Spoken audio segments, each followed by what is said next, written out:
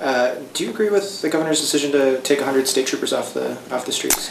You know, that is sheer folly, especially when at the same time, between now and October 1st, she is pushing 3,200 inmates onto the streets of Michigan.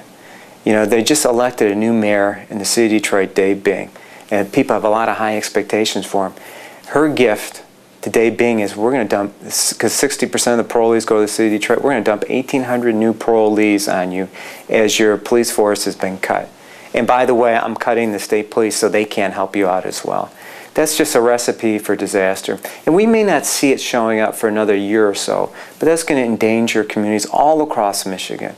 And you know, economies to grow need public safety. So it's really endangering a lot of our core cities, and I find it dumbfounding.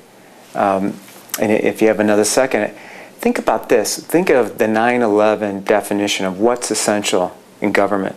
And we found that out on 9/11, 9/12, 9/13. Police, fire, and healthcare. And then it's infrastructure and things growing out of that. You know, I can't believe of the 50,000 people who work for Jennifer Granholm that she controls outside of Terry Lou Land's Secretary of State's office and my office, that the first 100 people out the door are state troopers. It just sends an absolutely wrong signal, and it's absolutely wrong. But we've got a deficit. We're spending more than we've got. Right. What would you have cut instead? I mean, cuts have to be made. Yeah, you know, it's, for instance, I'm a state employee. You know, if you look at national studies, they will tell you that Michigan state employees have probably the second or third best health care packages in the country. So the good question is, do they pay the second or third highest co-pays to have that health care? And the answer is no. We're way below the national average on employees' co-pays for health care. If the state of Michigan employees paid what their compatriots paid in Indiana, Minnesota, Illinois, if they just paid the national average, we'd save close to $100 million each and every year. You know, we have this structure based on, you know, many years ago. We haven't adapted. We've lost 5% of our state's population, and yet we have the same government behemoth. You know, we need to restructure and to save money. Able-bodied folks on welfare in 40+ states, after 4 years continuing being on welfare, if you're able-bodied, that's the end of it. You know, you got to get out there and change what you're doing in your life. Here in Michigan, we don't do that. It costs the state of Michigan $50 million every. That's two ideas, $150 million. There's a whole lot of other programs out there. I don't know if we have enough time to get into them, where you could cut. But I'm not just talking about cuts. I'm also talking about growth. Let's get back to what John F. Kennedy told us. When we cut tax rates, we attract more people and we attract more jobs, and our economy will grow. So we know where you're at on taxes. Can we, if it's okay, can we just run through a few other issues? Sure. Fire? Absolutely. Cover a lot of ground quickly. Okay. Where are you on the right to life? Well, I'm 100% right to life, and I'm proud to say they've endorsed me every time I ran. Great. Second Amendment? Second Amendment, well, all those gun folks out there, they know where I've been. When I came in the office, and Nick, you might remember this, you can take your Michigan CCW to 8 other states. I've negotiated that up to 36 different states, and as you know, I led with 6 other AGs a national brief in the DC versus Heller case, which last year the Supreme Court ruled our way to expand the individual right, the right that I say was always there in the Second Amendment. You know, and made it clear that it's an individual right. So, you know, I'm a Second Amendment guy. A little more off the beaten path. Do you support or oppose the idea for a new state constitutional convention? Yeah, you know, I'm afraid of mischief with a new state constitutional convention. You know, I like the amendment process much better. I think that just works a whole lot better.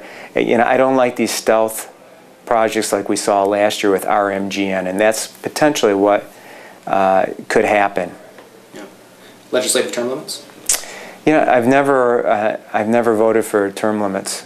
You know, I'm not campaigning to change the term limits we have right now. Those are the rules of the game. But I think you have the ability every 2 years to throw the bums out, and we've seen that numerous times in the past 15 years, both at the state level and also at the federal level. This one comes back cycle after cycle. Should we tweak Proposal A? Absolutely not. Tweaking is just another name for increasing property taxes. It's that simple. Should the voters be asked to consider raising the sales tax or moving to a progressive income tax? If you mean progressive income tax or graduated income tax, absolutely not. What that will do, I mean, people travel with their feet. We've seen 465,000 people travel with their feet because of our tax structure. We will send more people south of the border to Indiana and all the way down to Florida with a graduated income tax. Sales tax, I wouldn't touch, unless we dramatically change our income tax and business tax. But I wouldn't do anything unless it netted out as a tax cut. It sounds like folks are going to have there's a pretty clear difference between you and John Cherry, who's going to be the Democrats' nominee. Right. You guys are not going to be confused for being clones on any of these issues. Right. What do you think of the Lieutenant Governor personally, his management style? Obviously you're in Lansing, right. He's in Lansing. What are your perceptions on Lieutenant Governor? He's a nice enough guy. I've sat with him in a couple baseball games and group outings. But 30 years ago, I was in the Marine Corps. 30 years ago, he was in the state legislature. We're now in year 7 of the governor's administration, and they're now starting to talk about changing the structure of government.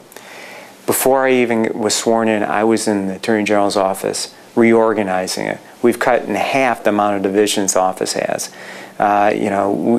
We have restructured. We do it every 6 months, adjusting. It's dramatically different. And quite frankly, he's about the status quo. I'm about change. So if anyone out there wants the status quo to remain, it's an easy choice. Vote John Cherry. If you want change, that's going to be a change for you, your children and grandchildren. I'm that choice. I mentioned earlier the Mackinac event. Right. And there was the quasi-debate with all the candidates. Right. And he ducked you. He ducked us. Yeah, absolutely. Isn't that telling? And I think it's part of it is if I were him, I don't know what I could say. We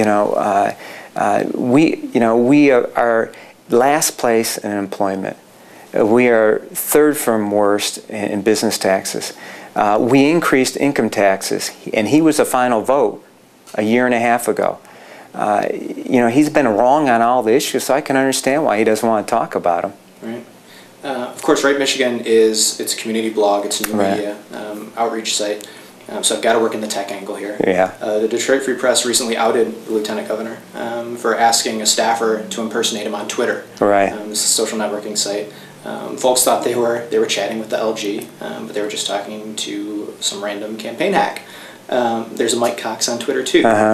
So moment of truth. Is that you, or is that one of your staffers? That's a real deal. I have a hard time catching up with the responses, but what I send is me. Yeah. Like I was the guy frustrated when my U-verse went out during the tournament. I'm the guy who worried about my nephew wrecking my house when I was on vacation. So that's all me. I mean, occasionally I have the guys post a story because I haven't figured out the little people, language, to send it on the Twitter. So they help me with that. But I'm still enough of a dinosaur in that regard. But it's all me, Nick. Great. Attorney General, thank you very much for that. Thank you, Nick. Thanks for having me on.